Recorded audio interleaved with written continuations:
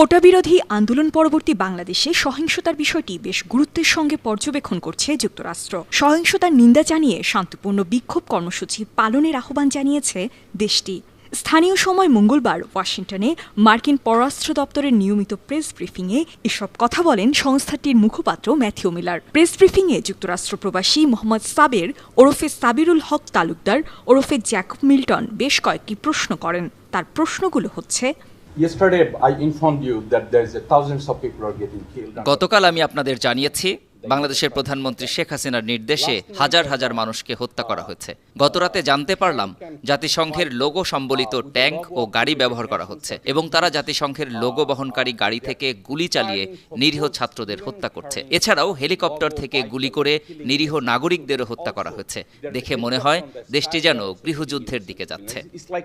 Country is going into a civil war, number one. And number two, some public figure name Nurul Haq. 2 নম্বর প্রশ্ন হচ্ছে, গণ অধিকার পরিষদের সভাপতি নুরুল হক, তারেক রহমান নামে আরেকজন নেতা এবং জোনায়েদ সাকি ও অপরজন আবু আদনান তোহা সবাইকে সরকারি বাহিনীর সদস্যরা অপহরণ করেছে। ইন্টারনেট ও টেলিফোন যোগাযোগ ব্যবস্থা না থাকায় সরকারি বাহিনী এই সুযোগের সদ্ব্যবহার করছে। আর প্রধানমন্ত্রী শেখ হাসিনা গণভবনে বসে পুলিশ, সেনাবাহিনী, র্যাব এবং অন্যান্য আইন প্রয়োগকারী সংস্থাকে হত্যা চালিয়ে যাওয়ার নির্দেশ দিচ্ছেন।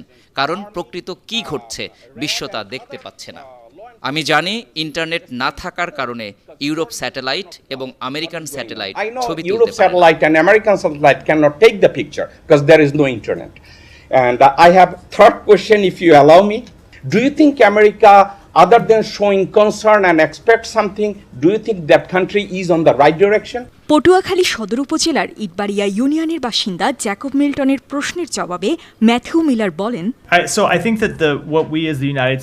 আমি মনে করি মার্কিন যুক্তরাষ্ট্র হিসাবে আমরা সবসময় যা করেছি এবং আমার বলা উচিত আমাদের সর্বোত্তম সময়ে আমরা সবসময় যেটা করেছি তা হলো বিশ্বজুড়ে গণতান্ত্রিক মূল্যবোধের পক্ষে কথা বলা। আমরা নিশ্চিত করতে চাই এবং স্পষ্টভাবে বলতে চাই বিশ্বের যেসব দেশ গণতান্ত্রিক মূল্যবোধকে প্রতিষ্ঠিত করেছে সেসব দেশ সবচাইতে শক্তিশালী হয় এবং আমরা এটাই অনবরত করে যাচ্ছি। এটি আমাদের সবচেয়ে বড় শক্তি এবং এটি আমাদের দৃষ্টিভঙ্গিকে পরিচালনা করতে থাকবে।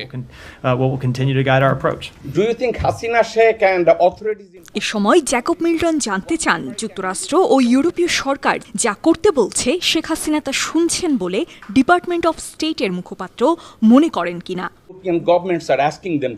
জবাবে ডিপার্টমেন্ট অফ স্টেটের মুখপাত্র ম্যাথিউ মিলার বলেন, So we will continue to make our priorities clear. আমরা আমাদের অগ্রাধিকারগুলো স্পষ্ট করতে থাকব। আমরা আমাদের মূল্যবোধ স্পষ্ট করার কাজ চালিয়ে যাব। স্বাধীন সার্বভৌম দেশগুলো তাদের নিজস্ব সিদ্ধান্ত নিয়ে থাকে। আমরা যা করতে পারি তা হলো মৌলিক স্বাধীনতার প্রশ্নগুলো, গণতান্ত্রিক মূল্যবোধের প্রশ্ন, মানবাধিকার প্রশ্নগুলোর কাছে যাওয়ার সঠিক উপায় বের করার জন্য দেশগুলোকে চাপ দেয়া এবং সেই পথে যাওয়ার আহ্বান জানিয়ে তাদের উপর প্রভাব ফেলতে পারি বলে আমরা বিশ্বাস করি। আর এটাই আমরা চালিয়ে যাব।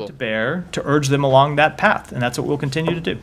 এর জবাবে জ্যাকব মিল্টন আরেকটি প্রশ্ন করেন। তার প্রশ্নটি ছিল, Would you like to make a comment that they're using আপনি কি একটি মন্তব্য করতে চান যে তারা সামরিক যান, হুমভিজ এবং ট্যাঙ্কে জাতিসংঘের লোগো ব্যবহার করছে এবং তারা সেই গাড়ি থেকে বেসামরিক লোকদের উপর গুলি চালাচ্ছে এবং হাজার হাজার মানুষ নিহত হচ্ছে?